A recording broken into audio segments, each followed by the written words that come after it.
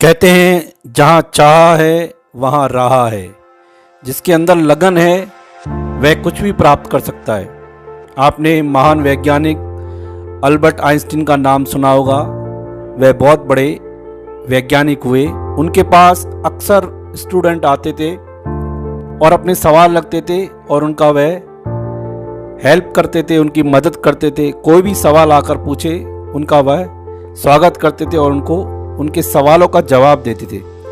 एक बार उनके पास एक विद्यार्थी आया जो कि मैथ्स में, गणित में बिल्कुल जीरो था और उनको बोला कि मैंने आपका नाम सुना है और यह भी सुना है कि आपकी दुनिया में बड़ी प्रशंसा है।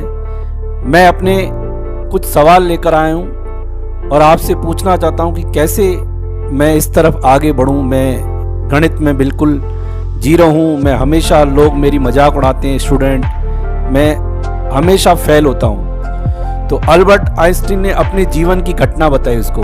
बोला गणित में मेरा भी कुछ यही हाल था। मैं हमेशा जब भी गणित का पेपर होता था मैं फेल हो जाता था और सारे स्टूडेंट मेरा मजाक उड़ाते थे।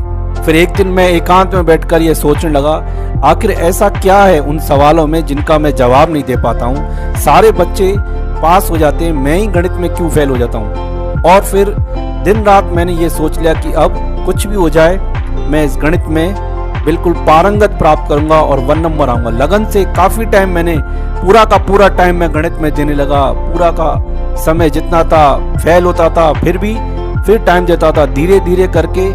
और आज मैं इतना पारंगत हो गया मैथ में कि मेरे सूत्रों पर आप सब स्टूडेंट पढ़ते हो और विज्ञान में मैंने महारत प्राप्त की। लगन लगाई मैंने तो मैं उस काम में सफल हो गया। आप लगन लगाओ, उस स्टूडेंट को आइंस्टीन बोलने लगे।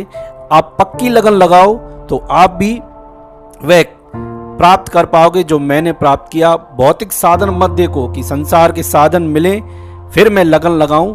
साधनों को एक तरफ करो और अपनी लगन को आगे रखो। जिसने लगन लगाई उसको वह वस्तु प्राप्त हो जाती है। जहां चाहा है तो वहीं पर रहा है।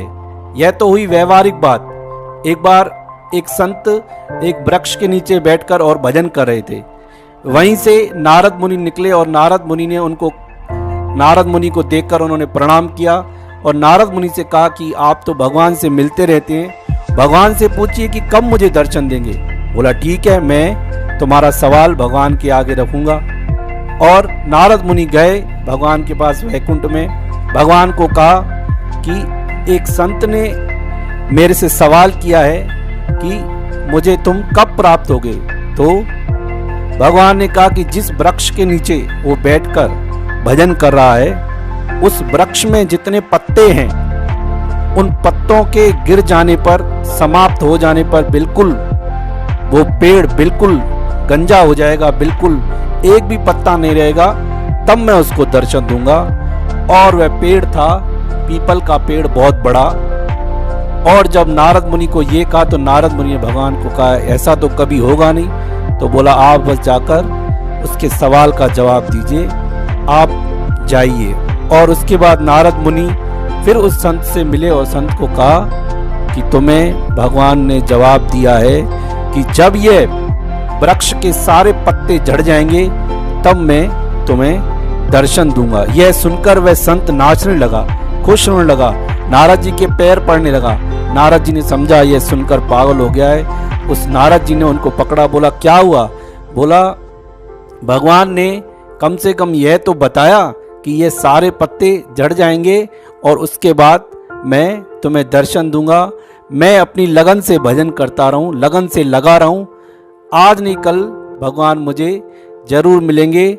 और ये तो पक्का है कि भगवान मेरी लगन देख रहे हैं, तभी तो बोला कि पत्ते सारे झड़ेंगे तभी। तो जो इंसान लगन से लगा रहता है उसको इस बात का दुख नहीं होता कि मैं अभी टाइम है छोड़ दूं, इतने पत्ते गिरेंगे तब दर्शन देंगे, छोड़ो चलो संसार में लग जाते हैं। नहीं, व्यवहार वाला जो व्यवहार पक्ष है, जो संसार में लगा हुआ है, उसको अगर किसी वस्तु की प्राप्ति करनी है तो वह उसमें लगन से लगा रहे। लगन से जो लगा रहेगा, जैसे आइंस्टीन ने बताया मैं हमेशा 0 नंबर आते थे, मैं गणित में फेल हो जाता था, लेकिन मैंने लगन लगाई और आज मेरे सूत्र काम आ रहे हैं। और ऐसे ही हम अपनी लगन को पक्का रखें और जिन्होंने लगन रखी है उनको वह वस्तु अवश्य मिलती है। बस हार नहीं माने। जो इंसान करते करते अगर हार मान गया तो फिर वह वस्तु प्राप्त नहीं होगी। आप अपनी लगन को अगन बना दें, लगन में अगन पैदा करें, तो देखो कैसे आप उस वस्तु को प्राप्त करोगे जो सबने प्राप्त किया। अगर आप धनाढ्य, आप बोलो कि हम धनाढ्य बनना चाहते हैं, तो आप लगन से मेहनत करें, आप धनाढ्य भी बन जाएंगे। और आप कहें कि हम परमात्मा को प्राप्त करें, तो आप परमात्मा को भी प्राप्त कर सकते हैं। अपनी लगन को कमजोर नहीं होने दें। जिन्होंने अपनी लगन गिराई वो फिर खुद भी गिर जाते हैं। इसलिए गिरना नहीं है, अपनी लगन को बिल्कुल कायम रखना है। और लगन वाला इंसान कभी भी हार नहीं मानता है। आप भी, हम भी लगन में लगे रहें और जिस वस्तु की प्राप्ति करनी है वह वस्तु हमें आज नहीं कल वह वस्तु हमारे सामने आकर खड़ी हो जाएगी।